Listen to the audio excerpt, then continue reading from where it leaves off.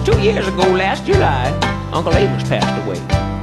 Seemed like ever since I knowed him, he had one foot in the grave.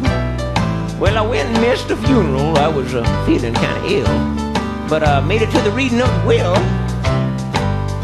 Well, he left his farm and money to my little sister Sadie, and ever since that day, she's been acting like a lady. Because I was a prospector, far as I can tell, all he left me was a mule named Jezebel. Now, I had a little claim up in North Saskatchewan, and the winter snows was melting and spring was coming on. So I took Jezebel and I loaded her up with gear, and off we set across the hemisphere. Now, Jezebel was a good old mule, and a lot more could be said. And if I never told her so, it's only because I didn't want it to go to her head. Beneath the burning sun and through the pouring rain, she bore a heavy burden and she never once complained. She hauled that tent and cooking gear as well as any tractor, not to mention 30 boxes of Ritz crackers. All summer long we worked that claim without a lot of luck. 40 days of digging dirt for maybe 20 bucks.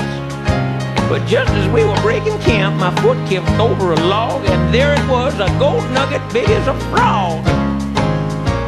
So even though the wintertime was nearly coming on, I couldn't bring myself to leave until that vein was gone.